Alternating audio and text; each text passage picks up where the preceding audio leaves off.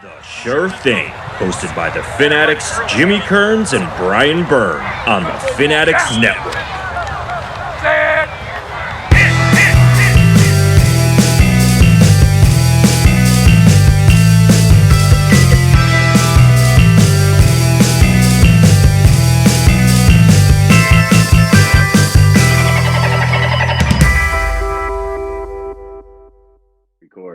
What is up? Welcome in to the Sure Thing with the Fin Addicts. I am your host, Jimmy Kearns. He is Brian Byrne. If you haven't already, please go to the YouTube channel, subscribe, Fin Addicts Network on YouTube, the Twitter handle, Fin_Addicts. Get on there, show us some love because we're trying to show you some love as well. Brian, what is going on tonight, bro? How are you? I'm really good, man. Good to be back talking football with you, talking gambling. The casino in my area just got the okay from Cuomo to open back up, so I'm looking forward to that. And I'm really excited about the Fin Addicts Network Fantasy Football League that we have going. We're going to have multiple 12-man leagues on the Sleeper app. With each league will have their own payout of $400 to the winner, $150 to second place, and $50 to third. But the grand champion of all the leagues will get 2 tickets to the 2021 MetLife takeover down at MetLife Stadium in New York for the Dolphins-Jets game. So it'll be really fun, and you'll get a really cool Fanatics trophy. You get to brag over all of Dolphins Twitter that you are the fantasy football champion of all the Dolphins Twitter. So definitely check that out. If you have any questions, you can email us at info@finaddictnetwork.com or hit us up on Twitter. As Jimmy already said, it's Fin_Addicts. And what, people will be hanging with us, right, at the MetLife takeover? Like, not that means like much right now, but someday they'll be able to look back and be like, yo, I went to the Fins game with those Fin Addict dudes. Like, now we're, out on the yacht or whatever, So it'll be a cool story to tell for somebody someday, hopefully.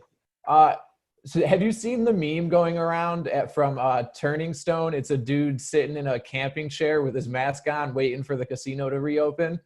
He's pretty good. I'll send it to you after the show. It's funny. I can't wait to get in there. I don't know if whatchamacallit by me is opening up. Del Lago. I don't know if that's open. I know Turning Stone's open, but that's a bit of a trip for me. So, what else, man? You got anything else? What's that? We'll hop into that poll. Yep. Today the poll is who will win the AFC South? The Titans, Houston Texans, or Indianapolis Colts? I left off the Jaguars for obvious reasons. I was going to say, you're missing a team there. We'll check back on that a little bit later and see what everyone thinks. And my apologies, I didn't even mention, we're talking about the AFC South today. As always for now, it'll change once we get past all the division stuff and we got some more stuff to talk about. But for now, we're going division to division. We'll give you the teams over under on the win-loss total, their odds to win the division, their odds to make the playoffs, and unless it's some long shot, well, we'll still give you the number, but it's not that big of a deal. But the Super Bowl and the, whatever conference they're in, if they're going to win that. Speaking about the long shots, Jimmy, I got to interject here.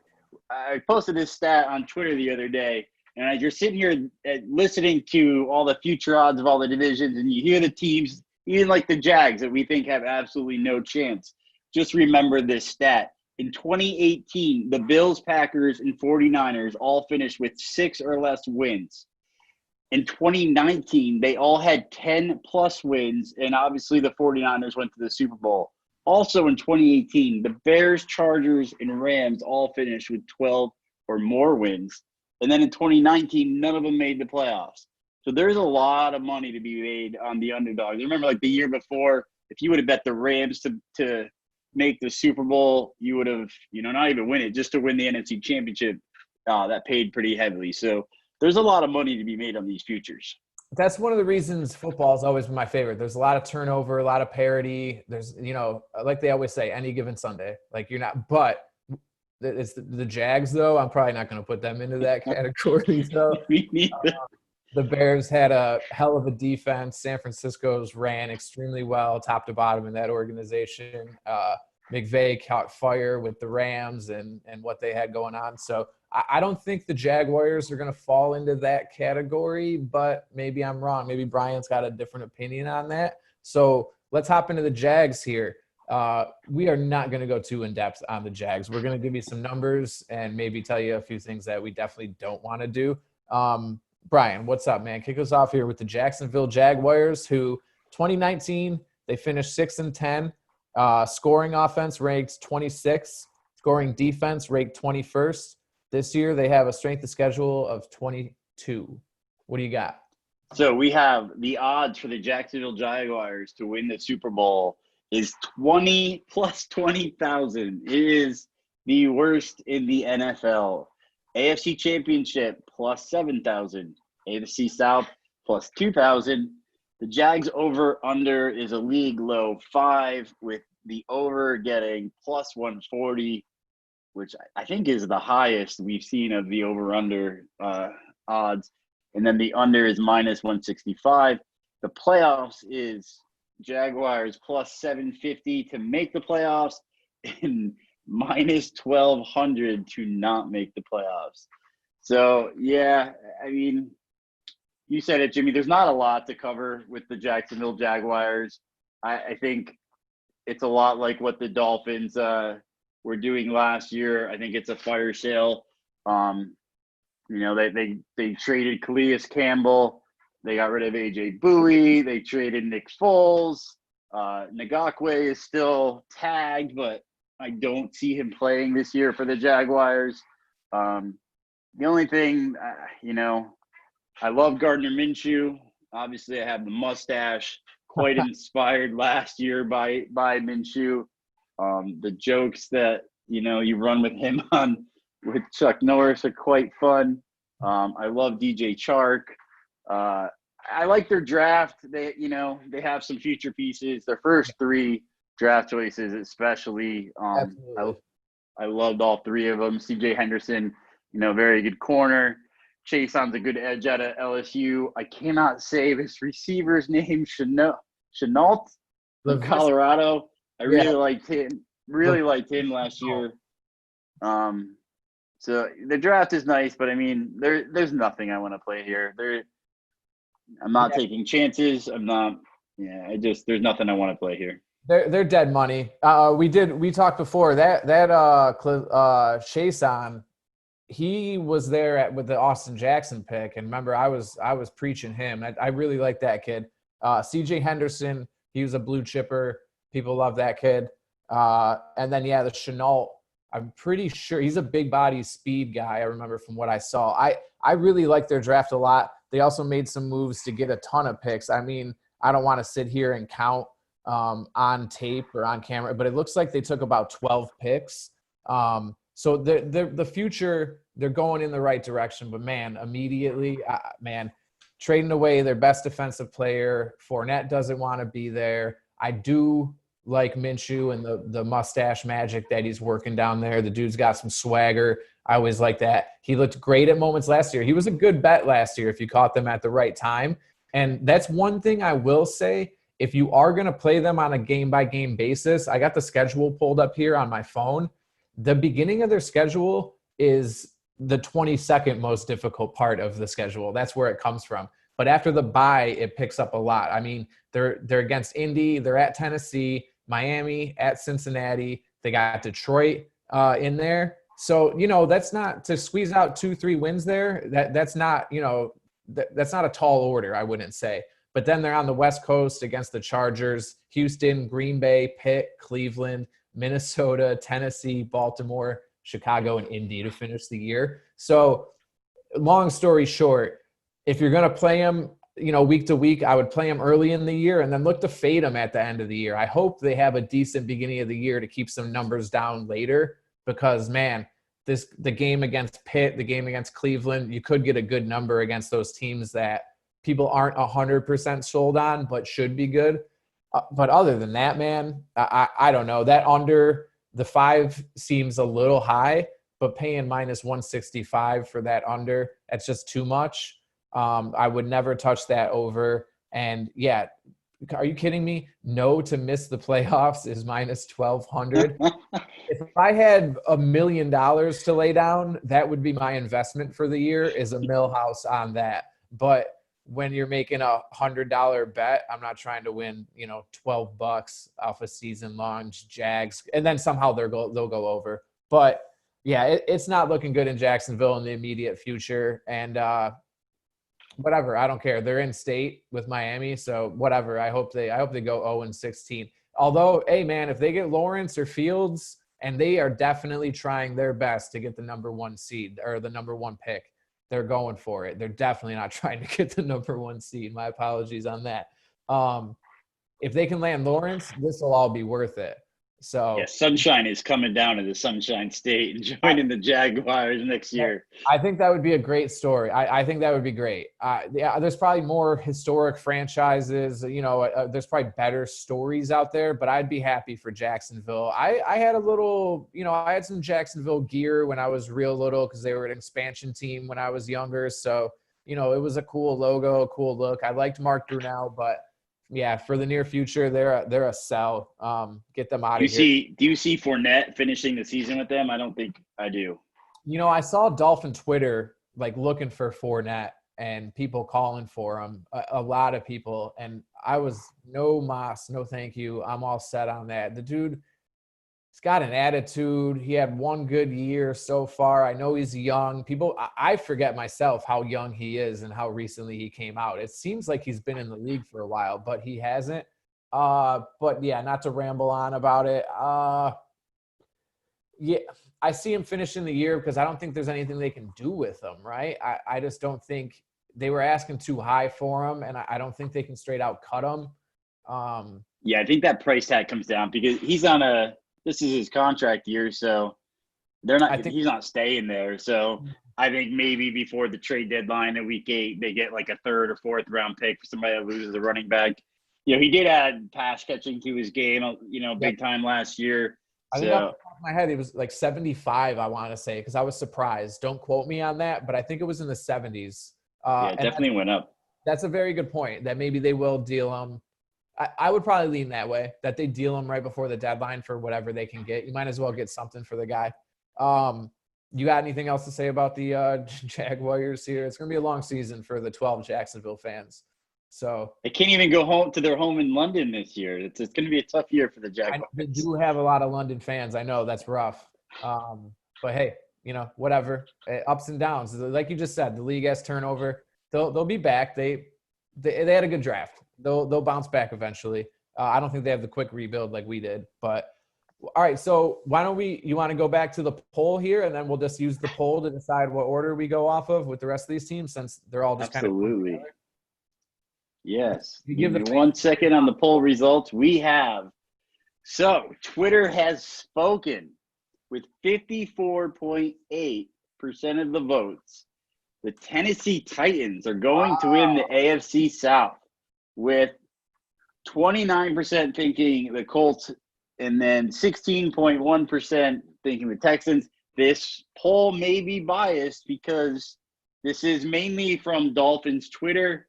A lot of Ryan Tannehill stands out there looking for their boy to pull a repeat. But, yeah, overwhelmingly they think the Titans are going to win the division. All right. I mean, we'll get into it. I can't agree with that right off the bat, but hey, I'm not going to second guess our fans. The Tennessee Titans last year, 9-7. The offensive rank, scoring rank, 10th in the NFL. Defensive rank, 12th in the NFL. Their strength of schedule this year, 20th. They knocked off the GOAT, Tom Brady, ended his career in New England with an interception. You won some cashish on that, I believe, right? Sure did.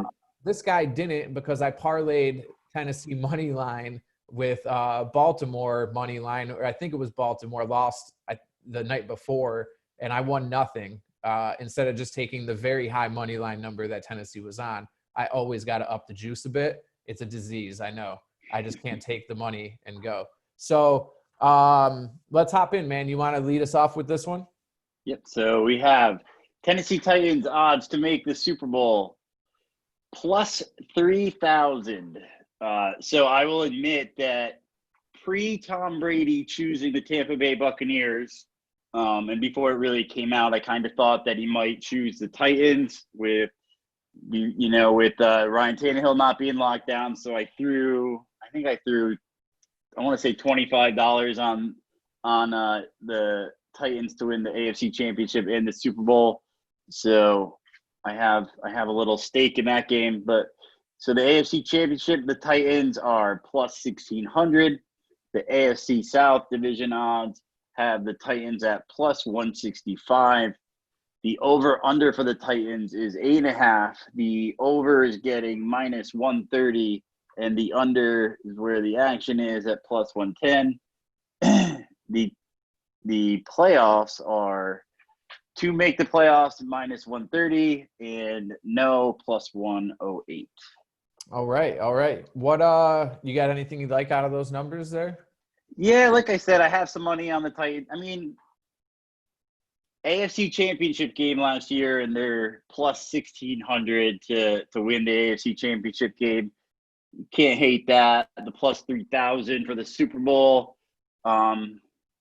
You can't hate that either. Again, they were in the AFC Championship game. They have a formula that wins. They run the ball. They play good defense. They have a good offensive line. So even the AFC South getting plus 165, I don't hate that. Those are pretty good numbers for a team that went to the AFC Championship game. Usually they didn't win the AFC South last year. The Texans came away with that, I think, by half a game. But to make the AFC Championship game and still getting plus 165 on your money, it's pretty good money. I don't love a lot of what the Titans did. I think they're a worse team than they are last year. They've lost two big players in Jake Conklin going to the Browns. That mauling right tackle really helped Henry, and with Tannehill, that O-line has to be perfect. When things start breaking down for Ryan Tannehill, you see the Ryan Tannehill in Miami, and now what we saw last year. He played in a perfect environment last year with a great running game and a great O-line.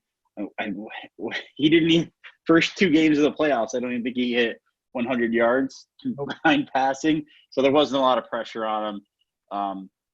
They did draft the right tackle with Isaiah Wynn in the first round, but Isaiah Wynn, who was my least favorite offensive tackle in the first round, he's not Conklin. So they took some lumps. I don't love a lot of what they did. Their draft wasn't too great. But they're still going to be competitive. Oh, and they lost Logan Ryan on defense. That was the other big guy they lost. He 6 picks last year, 100 tackles, couple sacks. That's going to be hard to replace. Well, he's arguably the best player on defense. Yeah, last season definitely. Yeah. So there's nothing I absolutely love. The AFC Championship game and the Super Bowl. It's not bad money. I probably won't. Like I said, I already have it because I thought Brady might go there. But in reality, I think this team comes back to earth. I think Ryan Tannehill comes back to earth and is the guy that finishes 7-9, 8-8. But with that running game, I'm not putting money on them to go under, and I'm not putting that money to not make the playoffs. I just don't love a lot of the lines on the Titans. That seems to be the general consensus. Like, was this a flash in the pan, or is this something real? Now, the coaching's great. Vrabel's great. He's got that team ready to go every week. Henry, that formula kind of fits. Don't have Tannehill do too much. But we saw teams key on Henry, and the dude would break off 200 yards. And then they're like, oh, well, he can't do it the next week. The team's going to key on him. And he'd break off 225 yards. Now, he had 1 billion carries last year, and he's had 1 billion carries throughout his career. That's the concern with me. Can Henry keep it up? Can Tannehill do enough in big games? Their schedule, it's not a murderer's row. It's not too bad. They got some big games. The problem with this division is they're playing the AFC North, which looks like it could be 3 teams deep now next year. You got arguably the best team in the conference, the Baltimore Ravens, Cleveland on a bounce back, I think, and Pittsburgh on a bounce back with Ben back. And they're playing the NFC North, where Green Bay didn't get too much better, but they're still Green Bay and Aaron Rodgers. And Minnesota is a problem. Chicago, their defense can cause you trouble, especially you try to just run the ball at Chicago. You could be in a little bit of trouble. So they also got Buffalo on the schedule. It's a tough schedule. It's a big ask, especially late in the year. They close with some fairly big games, some fairly tough games. I did like the Vic Beasley signing because their defense was good, and you make it a little better with a good veteran player. I liked Isaiah Wilson. I liked that pick, especially getting him. They didn't have a ton of other options. Maybe that Urza Cleveland from Boise State, I think, might have been a better pick. I guess they felt like they had to go with an O-line, losing Conklin. But I think you're right that Conklin loss is probably going to be the biggest thing you see this year. It's going to impact them the most. A team that relies on running the ball and you lose your best offensive lineman. It's going to be a difficult thing to overcome. My favorite thing about them, though, was the Christian Fulton pick in the second round, cornerback. I think he's was a steal at that pick, and I think he's going to be good for them. In terms of bets and what's going on here, the money's to the over. It's minus 130 for over the 8.5 wins. I'm kind of surprised. So the public in Vegas seems to like them a little bit. I don't as much. I'm a little higher on the Colts, I think, than you are. At least I know than you are. But I do think make the playoffs with the expanded format, that's probably the play if we're talking futures. I like your AFC Championship play. I like your reasoning for playing that. Like that's a good move, because if you went there, boom, all of a sudden they're a favorite. You know, they're probably the third favorite in the AFC East if Brady goes there with that defense, run game, one of his old coaches. So there's nothing in this division that I'm playing. So I won't hang and linger on it too long. There's nothing that I'm putting my actual, hard-earned cash on. The only thing I could be talked into is probably the yes to making the playoffs. But the 8.5 seems about right. 9 wins, but I could see 8 wins and then you lose, So but I could see them making the playoffs. I think I said this on our last show for a different team, Pittsburgh or Cleveland. The playoff seems to be smarter, because if they win 7 or 8 games, they could still get that last spot. If they win 7 or 8 games, you don't hit the over, though. So always keep that in mind. If you can get odds to make the playoffs and you don't like that team total with the expanded playoffs now, maybe that yes to make the playoffs is a better play. You got anything else, man, to go with? The other thing with them that I'm curious about, I do love A.J. Brown. I think he's going to have another great season. But I'm curious about Henry. They chose not to sign him and slap the franchise tag on him. And then they signed Ryan Tannehill to a huge deal. I just wonder, does Henry, get a little sore hamstring and decide I'm not going to go week 3 because my hamstring's sore? You guys didn't pay me. Does the meter come down a little bit on him? I'd be a little bit. Does it also start bringing some dissension in that locker room where, he brought them to the AFC Championship game. He threw them on his back and brought them through the playoffs. And you're not going to pay the guy in the locker room. I wonder if that starts corroding at the, everything worked out last year. It was all magic. They caught, they caught fire. Everything worked out exactly how it needed to work out for them to do that. I don't see that happening again this year. I see, Henry might be, if they don't get him signed, that might be the catalyst for that magic to not repeat. Yeah, he's not going to want to hear it, or he's not going to accept it. And that dude should get whatever money he should get. He had a historic year. I love him. I think he's great. I loved him when he came out. I loved him in college. I was very happy he went off like that. He's a hard worker. It's been a long time coming. I love the big dudes running people over. I just love that kind of football, man. When he mushes a guy to the ground, I'm all for it. But that's the NFL, man. These running backs aren't getting paid, and average quarterbacks are getting paid because the high ends are getting paid so much. And, hey, there's only 32 teams, and you have Tannehill. Who's your replacement? You know what I mean? It's like when Matthew Stafford signed a huge contract with Detroit, and I would take Stafford over Tannehill, injury stuff aside. But Stafford hasn't won anything. He hasn't done anything. You have to pay these dudes, though, because you don't have another option. You know, if you're going to run out a backup quarterback, then you're just bombing the year. The fans are going to be upset. So if you have a halfway competent quarterback, you have to pay him. They have you handcuffed right now. That's why Miami paid Tannehill, and that's why I was okay with it. What's the other option, you know? So obviously, you know, the ship had sailed out of Mariota. So yeah, I don't know. But I think you're right on. You hit the nail on the head that they caught fire last year, and it was kind of magic in a bottle. And that stuff usually doesn't repeat, you know? So they also, I don't, not that it's a huge thing. They lost Tajay Sharp. I mean, he was a decent wide receiver for them. I love Brown too, but they're kind of like one deep. They got another kid, man. I wish I had the depth chart. That's something else too that I'll start adding to the paperwork and the breakdowns and stuff, is at least like the skill position depth charts. They got that other wide receiver. I draft him like every year waiting for him to break out. He's like third or fourth year. I'll have to look it up. But yeah, that's about it for Tennessee. I don't know. This division's tough. I got nothing else, man. Are you ready to move on? I do. One other note about the Titans, really not too related to this, but somebody to watch out for this year in fantasy and for over-unders is Jonnu Smith. Yes. You know, finally freed from Delaney Walker's shadow. He got hot last year at the end. Ryan Tannehill throws to his tight end a lot.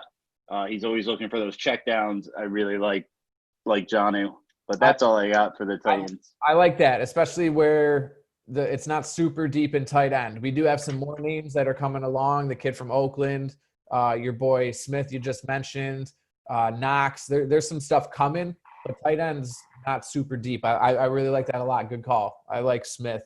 Corey Davis is who I was talking about. There you go. I drafted Corey Davis his rookie year, his second year, and he would just go off when I bench him and do nothing when I play him.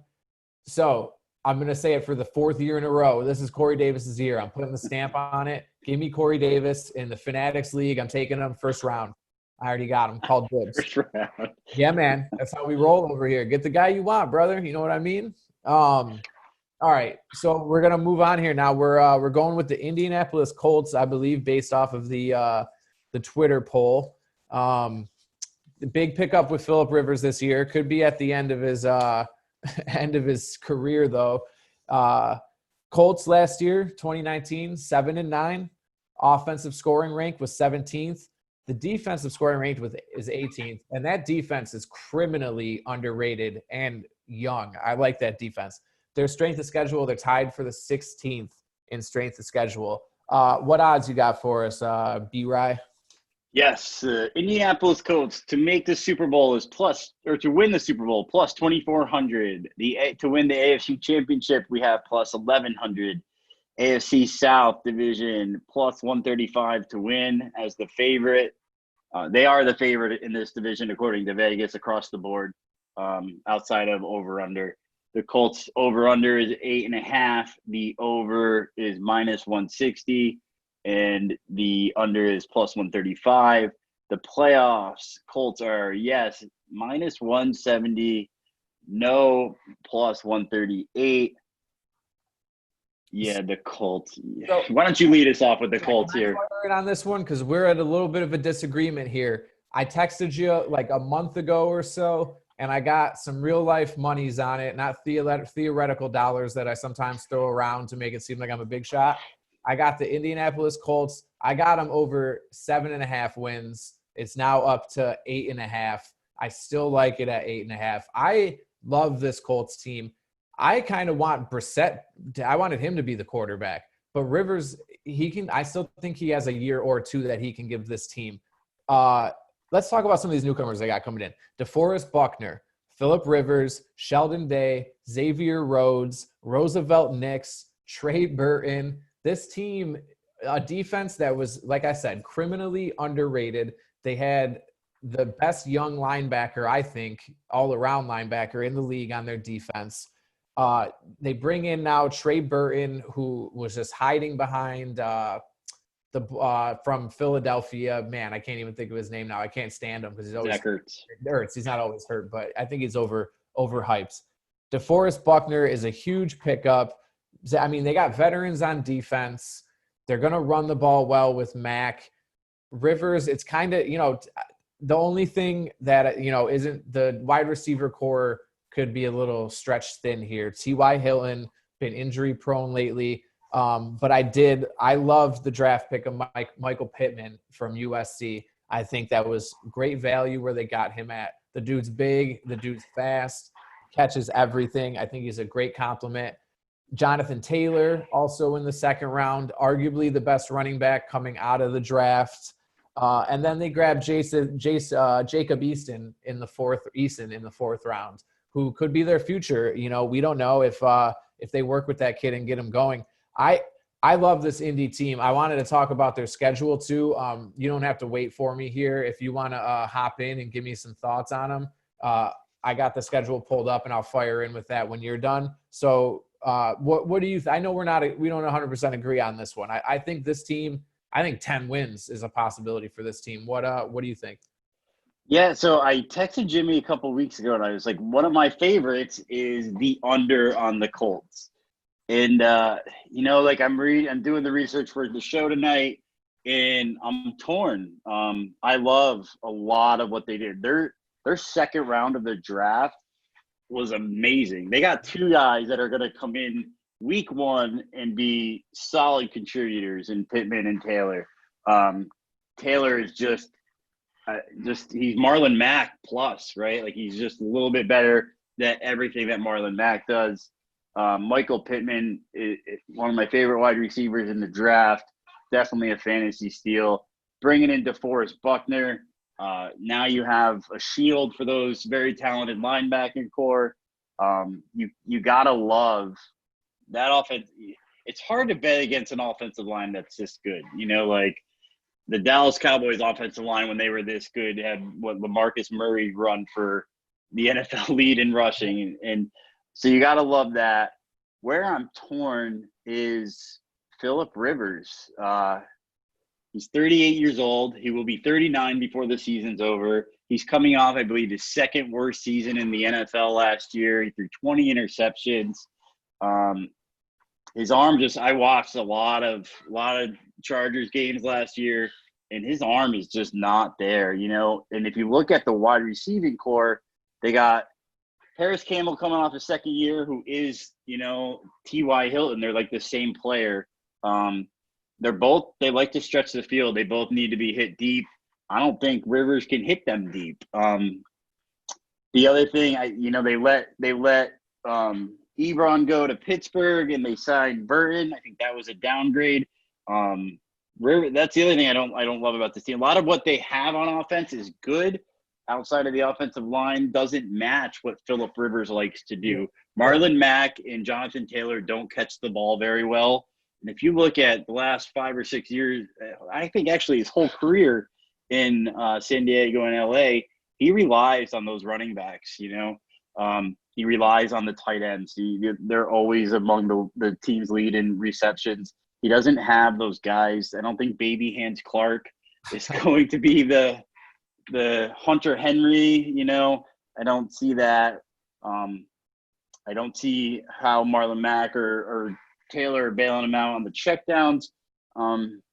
So I love the team. I have no confidence in the quarterback. I think we will regress this year with Rivers, even from last year. And that makes me kind of attracted to a lot of I want the under. I don't want them to make the playoffs is tough because of that 7th team. I could see them squeaking in possibly. The other thing about this division, it's just always a tough division. Those 3 teams, usually all 4, I think the Jaguars are out of it this year, but they just beat on themselves and they all go 500 in division and no one ever is the clear-cut winner. It always comes down to the last week. I'm definitely not tempted to bet on them to win the division, to make the AFC Championship game. I don't love I'd probably even challenge Jimmy right now to the first ever Fin Addicts Face-Off. Oh, boy. And say, I will take the under against your over, and we'll place a little wager on it. So we're taking my 7.5, or we're taking No, the. no, no, no, no. We're taking the 8.5 as it stands today. Okay. All right. Yeah. Hey, I'll agree to that. I'm good. We'll come to terms. That is something new that we're going with here. The Fin Addict Face Off. We'll go with we'll do dinner or something like that. We'll figure out something. Maybe down the road we can throw it to Twitter, see if we can get some ideas what the the odds can be, the risk, what we're putting up for this, maybe do something silly on video for Twitter, something like that. But yeah, Maybe some public humiliation, a nice pie to the face. Maybe your beautiful girlfriend could pie you in the face, or my beautiful wife could pie me in the face. I'm sure they would both love that very much. So, maybe some charity involved. We'll think of something. But I think with the pie in the face and the Fin Addicts Face Off, I think we got a winner there. Fin Addicts Face Off for a pie to the face. I'm 100% in. That's fine. Lock it in. Boom. We need a sound effect down there for boom. Stamp that in. Lock it in. I'm good. Colts over. Man, you are adding stuff to this. Darius Leonard is arguably one of the best defensive players in the NFL already, only going into his third year. He was down a little bit from his first year, but the kid is all over the field. You're adding Buckner to this. Xavier Rhodes. They got I love this defense. Justin Houston, DeForest Buckner, like I said, Malik Hooker, Xavier Rhodes. The defense is good.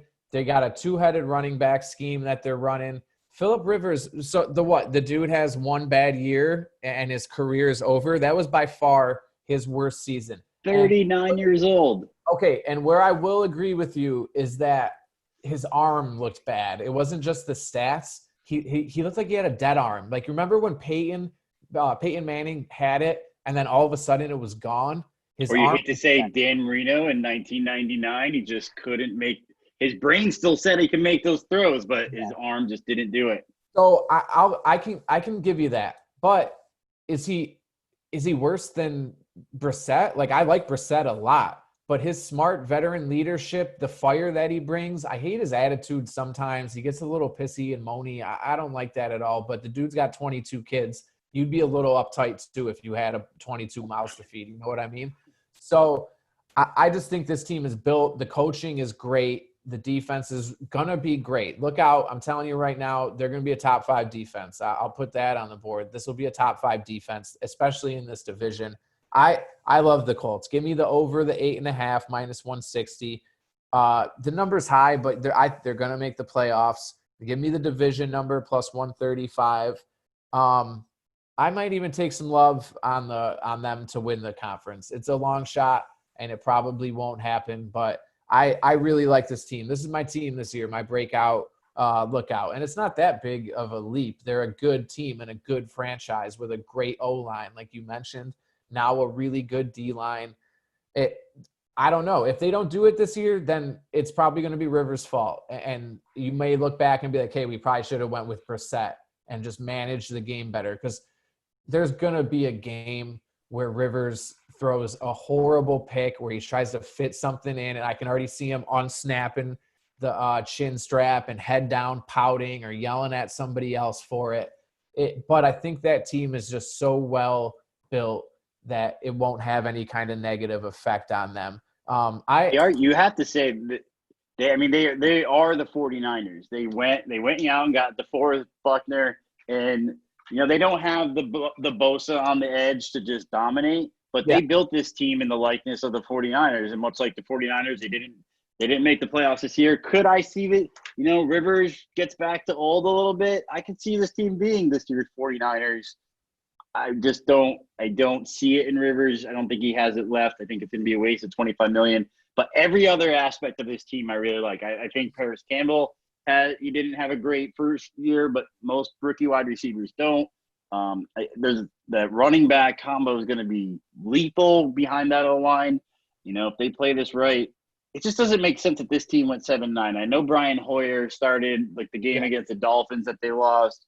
They were a really good bet last year, man. I probably made like a big percentage of my money on them. They were getting super underrated in Vegas. They were getting points when they should not have been getting points, and they were winning games outright. Can I talk schedule real quick, man? I know they're playing the same teams as Jacksonville and everything, But somehow this schedule, obviously by strength of schedule, theirs is a little tougher, I think it was. But they're at Jacksonville, very winnable game. Home for Minnesota, it's a toss-up, but home for the Jets, at Chicago, at Cleveland, versus Cincinnati before the bye. They're rolling into that, 3-3 is how I'm looking at it. At the very worst, come out of the bye at Detroit. Then they got Baltimore, Tennessee, Green Bay, which is tough. I'll give you that. But they should win in Detroit. But then Houston, Vegas, Houston. They play Houston twice in the last 5 weeks. And me, like everybody else, and how everyone should be down on Houston right now. This isn't last year's Houston team. I love Deshaun Watson. I think he's Superman. That dude is great. Much love, much respect for Deshaun Watson. That's not the same team. That to have those two teams, that's it right there. I think they lock up the division right there. Then they close in Jacksonville. The schedule is easy. This is the year for them to do it. And I understand people's apprehension with Rivers. I get it. Trust me. I hate to sit here. I have family. My uncle, who's one of my best friends, is a diehard Raiders fan. So my hate for Phillip Rivers is unlike many other people because he can't even look at the guy on TV. You want to get him fired up, mention Phillip Rivers being anywhere decent of a quarterback. So I get it, but I just don't think he's going to be bad enough to hold this team back.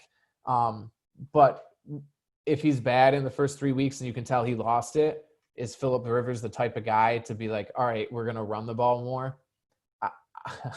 I don't know. I don't know him personally, but he doesn't seem like that kind of guy. He's a gunslinger. And that I could see being a very big detriment to this team is they need Jimmy Garoppolo. They need Jacoby Brissett, the guy that's not taking the chances. You don't need to have that that 3rd and 12 and he tries to stay alive and just throws it down the middle of the field like he did last year. They need to just let their defense play, run the ball, and they would win. But that's never been it's not his Phillip style. Rivers' style, and I think it's why he's never been to a Super Bowl. The dude had one of the best running backs of all time in LaDainian Tomlinson, and he was still trying to just sling it all around. Even look at what he had last year with one of his worst seasons. Good tight end, very good wide receivers in Keenan Allen and Mike Williams. Gordon very good dual running backs. Eckler was very good. And so it's to think he doesn't know this system. He hasn't played with these guys. Last year, the guys there was no one new in LA for him last year. Those were all targets that he's had, relationships with. I like the coaching a lot better. I don't know, I'd agree there. Their coaching is better. So I don't know. I'm just hoping you're right. We'll know. How about this? We'll know very early on who's going to win this Fin Addicts Face Off. Because if he's mopey, dead arm Phillip Rivers, they're in trouble. But if he comes out and they pound this football, he hits play action. Bro, I love Trey Burton. I used him every time. If Ertz was down, Burton was going in my FanDuel. Again, FanDuel. That's like the 5th time, man. I accidentally dropped the FanDuel name that time. I didn't even mention all of our odds are provided by FanDuel. They need to show some love at FanDuel. If anybody watches this and knows somebody at FanDuel, tell them to reach out. Anyways, Trey Burton, man, like this kid, he had Gates forever. Trey Burton is a stud athlete. Where was Burton last year? In Chicago. Nobody even heard his name last year. Well, bro, come on. You want to talk about Mitch Trubisky and you want to talk about bad? Like, come on. He had some flashes last year. All right, I'll give you that. But all right, but you want to talk about Juju Smith. Trey Burton's my guy this year as breakout. He has the talent and he has the ability. He hasn't had a quarterback or a chance. So, obviously we disagree here. That's why we got the Fin Addicts Face Off going. So, only time will tell. All right, you got anything else, man? We hit the Colts for a lot, and I wanted to. So that, it is what it is. Anything else, or we'll move on here to the 4th and final team, the Houston Texans. You good? Yep. You want me to go with the odds here? Yeah, no, I'm sorry. I was just making sure you were good. I'll rattle off here. In 2019, Houston was 10-6. Their offensive rank was 14th. Again, that's by scoring rank. defensive rank scoring was 19th. Their strength of schedule, it's got to be some road stuff here because they're tied for 8th. I believe Indy was tied for 16th, and the other two teams were in the 20s. Houston has the 8th ranked schedule. After you do the odds, that was actually my most important point of this podcast, was I wanted to dive into the Houston Texans schedule with you. You will see why it's the 8th hardest. This thing is brutal, bro. But go ahead and give us those FanDuel odds, please, Brian. For the Super Bowl, the Houston Texans are plus 4,600. The AFC Championship is plus 2,400. The AFC South division is plus 300. The over-under for the Texans is 7.5, and the over is plus 100. The under is minus 120.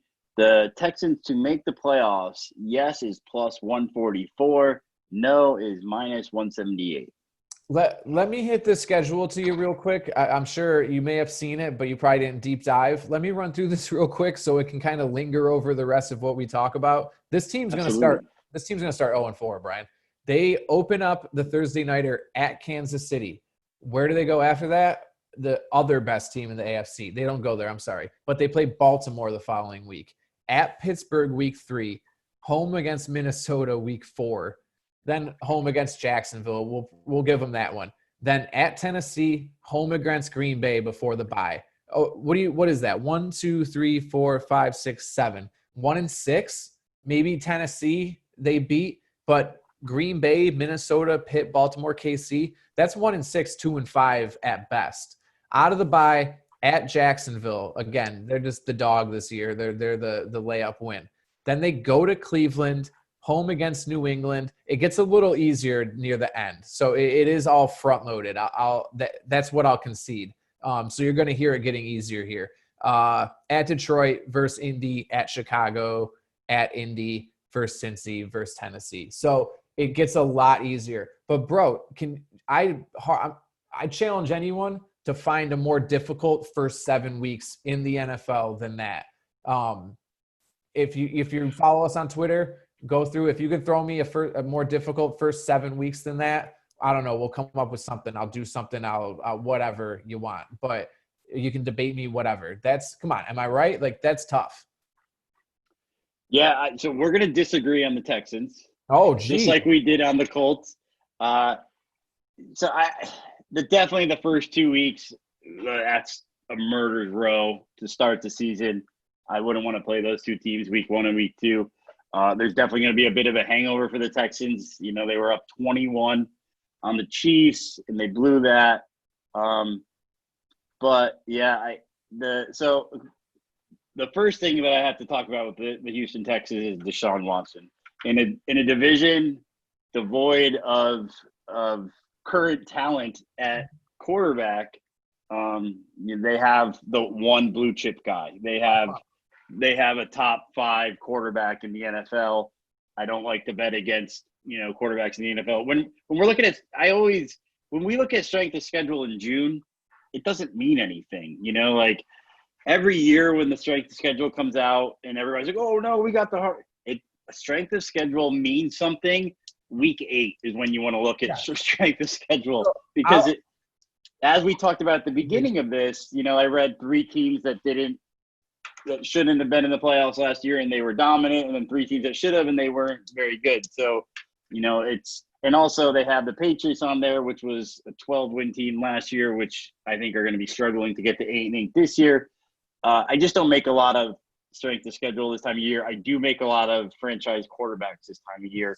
So I love that point. I 100% agree with you. He's by far the best quarterback in that division. I already expressed my love for him. And I agree, strength of schedule, because it's based off of last year's record. So, we're totally in agreement on that. But, man, you at least conceded that those first 2 weeks are brutal. These aren't like teams that were like flash in the pan type stuff last year. KC won the Super Bowl. Baltimore is arguably the best team in the league. You gave me those. But at Pittsburgh is a tough place to play with Ben back, a good defense. Minnesota, they've been good for a little while now. Tennessee in division that's a tough game. And Green Bay is Green Bay. They got them at home, but now you're on turf against those guys. So I agree with your strength of schedule point. I'm just saying, like, these are teams that kind of everyone's like, all right, these teams are going to be tough. Even if Pittsburgh's not as good as I think they're going to be, just winning in Pittsburgh's just hard anyways. Yeah, but I don't, with Deshaun Watson at quarterback, I don't see, definitely the 2 weeks, if it would not, I would bet against them. I would bet for them to start 0-2. I don't concede that they can't beat Pittsburgh. I don't concede they can't beat Tennessee. They can't beat Green Bay or Minnesota. Who's he throwing the ball to? They lost Hopkins, but they also brought in Cooks and Cobb, which obviously neither one of them can do what Hopkins does. But it also gives Watson something he hasn't had, that variety. He doesn't have to force the ball to Hopkins. He has 4 wide receivers now, man. If Will Fuller can put together, if he can Devontae Parker this season and stay healthy, I love this kid. Yeah, dude, like tell me, brother. 3 games a year, he busts out for 200 yards and 2 touchdowns every season. Kenny Stills is a good, not great, but he's there. David Johnson, we'll see. I don't know. The thing that I just got to look at this, they did lose Hopkins, and that was bad. But so Deshaun Watson has started in the league for the full season, the last 2 years. Both seasons they finished 10-6 and won the division. Bill O'Brien has been the coach, I believe, for 6 years. He's only missed the playoffs twice. One of those was when Deshaun Watson got injured. Constantly 9-7 and 10-6 every other year. I hate him as a GM, but the Texans they're always competitive. I'm betting on quarterbacks at this point of the year. And to the other point, we'll take away the futures for a second. Let them start off a little bad, lose a few of those games and capitalize on the second half of the season when that schedule lightens up. I'm going to be putting money on them. If they're 3-5, I'll throw money halfway through the season for them to make the playoffs. And also I'm taking, they'll be underdogs in some games they shouldn't be. But yeah, the Texans, I'm just going to go with history, and I'm going to go with Deshaun Watson. I like a couple of the plays. They're the division champions, and they're plus 300. They didn't lose their quarterback. They lost a very good wide receiver, great wide receiver, and a very good corner. Outside of that, their O-line is going to be better than it was last year.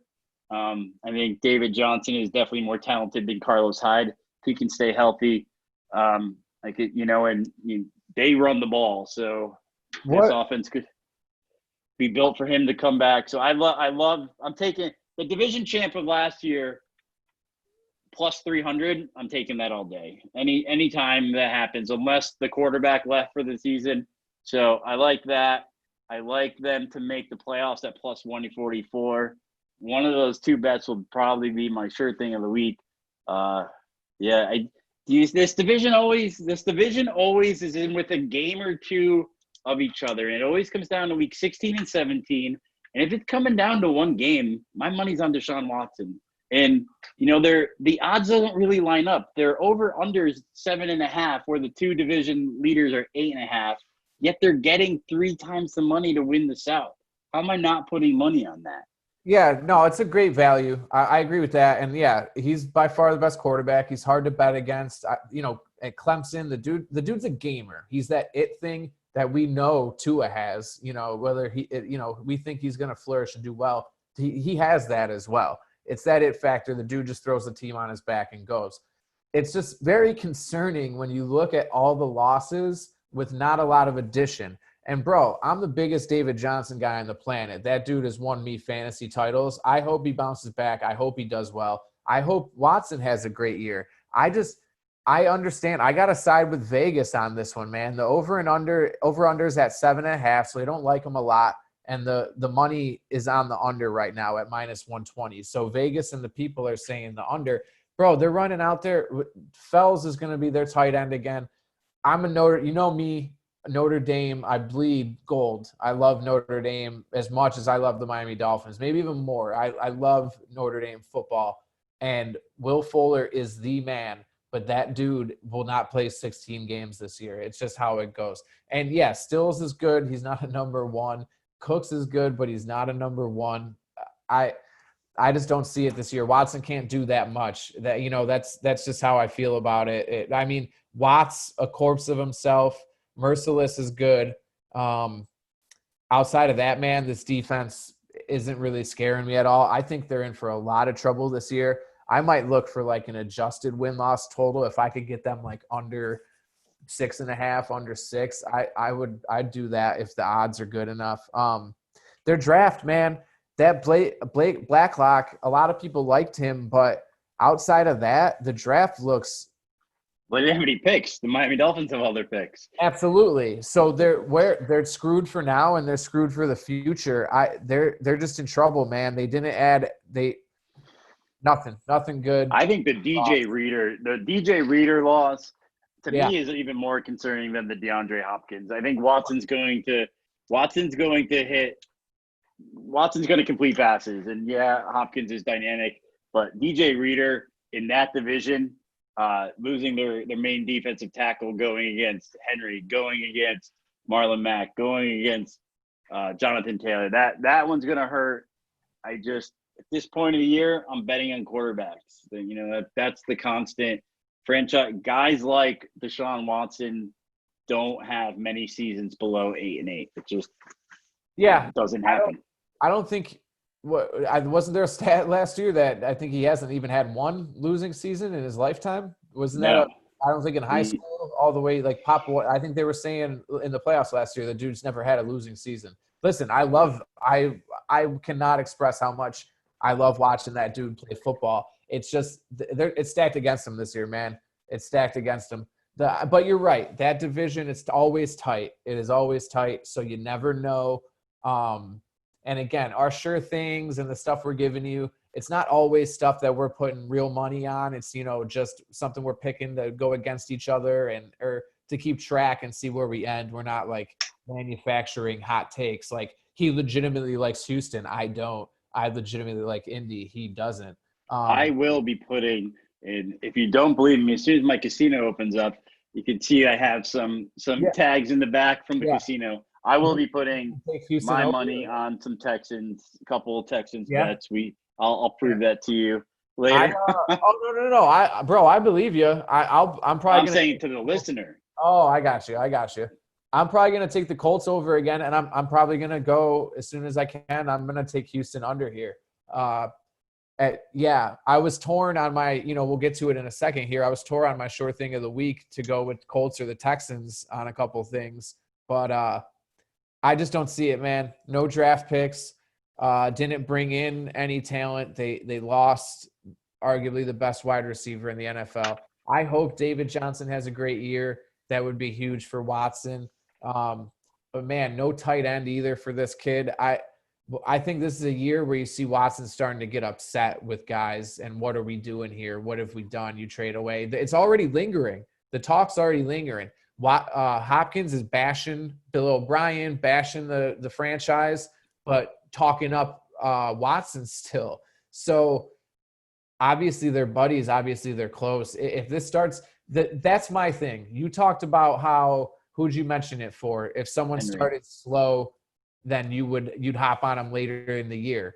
Oh, just now for Houston. Yeah. You said, the lines will be there. Like the Detroit game, they'll be at Detroit probably getting points. And I want Deshaun Watson with points in Detroit. I'll play them, week to week.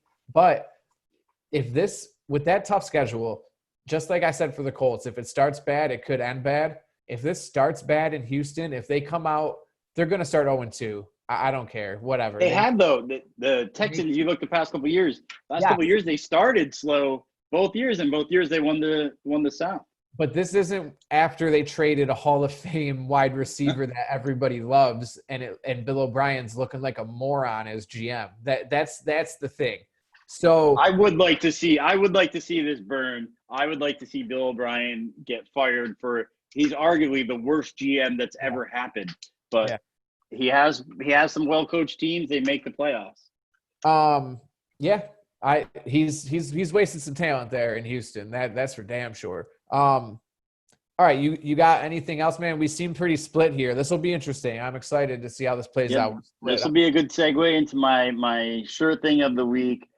I'm going to go, the sure thing of the week is I'm going to go take the plus 144 for the Texans to make the playoffs. What? I'm taking that as my sure thing of the week. I love their over too, and I love them to win the South. Though I will definitely parlay their over and make the playoffs, and I'll probably put a separate bet on the Texans to win the South. 2-time defending champ, quarterback's coming back. I'm not the guy that likes to nickel and dime and bet $200 on an over with the plus 105. I like to see where odds don't make sense. And when I'm getting a 2-time defending AFC South champion at 3 times my money, I'm going to put a little scratch on that. But I really like them to make the playoffs at plus 144. Sure thing of the week. I like how when I talk straight to schedule, last year doesn't matter. It's a new year, baby. And all you're kicking for this Houston stuff is, hey, the division champs. I do love it, though. That's why I love you, bro. You got a good mind for it. I like people that have good mind. That line is weird when they're the division champs and they're only 1 game under in the other totals. But they should be like plus 225 for those numbers to make sense. Something stinks. You're right. But you're not going to be right about this. I don't agree with that. Can we not do a Fin Addicts Face Off? I want some of that too. I want to Houston. You want double Fin Addicts Face? No, we can. If we, we disagree. This is what we're for. I'm writing it down. Which one do you want to take? No. I'm saying I'll go against you on that. They're not making the playoffs. Not make the playoffs. So Brian make the playoffs. Yep. Jimmy not make the playoffs. That's Fin Addicts Face Off number 2, 1 week. Pies to the face. To the face, bro. 2 pies to the face. All right. My sure thing of the week is the Indianapolis Colts over 8.5 games. It's minus 160 on here at FanDuel. What we got, like I said, I already got them over 7.5. I hopped on it early. Apparently, I wasn't alone. I got into it a lot earlier. I won't get into it too much here, but you agreed with me a bit. This team is built a certain way, and if that goes the right way, we're going to see some really good things down in Indy. They don't have bad teams. They won 7 games last year, 7-9 they were. The team wasn't bad. And now you add a Hall of Fame quarterback, one of the best to ever do it, in Phillip Rivers. And, magic. You are adding the ghost of Phillip Rivers to this team. Oh, but last year doesn't matter, dude. It doesn't matter. Last year doesn't matter. So that's the sure thing of the week. I have the Colts over 8.5. Brian is taking the Texans to make the playoffs, and Brian is going to be wrong. Don't follow Brian on this one, guys. What we got anything else? Hey, YouTube, come on, you got to be liking this content somewhat. We're funny. We know our stuff. We do our homework. I got sheets all over the place. I'm like losing my mind with the mess, the OCD. Please go to YouTube, subscribe to the channel, the Fin Addicts Network. Please go on Twitter. Check out the Twitter handle, Fin_Addicts. We're always putting out good stuff. Brian is awesome with the Twitter. He interacts. He stays on it. I forget. I've never used Twitter before. Brian is awesome with it, though. Shoot us something. We'll get back to you. We'll chat. If you guys want to hear something, you want to debate something, you want to talk, I'm always trying to talk football. Brian, don't forget to follow us on this podcast on Spotify. We have just the Fin Addicts podcast where we dive into the Dolphins every week. That's on Spotify as well. Follow us on there. They'll be coming to Apple iTunes. Subscribe, leave us a review. Tell us you hate us, what we can get better at. We don't care. We're not sensitive guys. Give us the feedback. And we have, I don't want to go too much off show here, but our next Fin Addicts podcast on the Miami Dolphins, we have a huge surprise for you guys. It'll be a lot of fun. Definitely looking forward to it. I look forward to talking football with Jimmy a couple times a week, and thanks for listening. I want to add in, I'm a little sensitive. So if you start getting on Twitter and telling me I suck, it will ruin my night a little bit. So, just letting you guys know if so please be nice. But anyways, Cam's getting in the shot here. Got my boy coming over saying hi. He made it the whole show without bothering me. So he's a good boy. He'll get a treat. Again, we're the Fin Addicts. I'm Jimmy Kearns. He's Brian Byrne. I hope you guys had a good time. Thanks for joining us on the Sure Thing. See you at the casino. Yeah. Cash the tickets.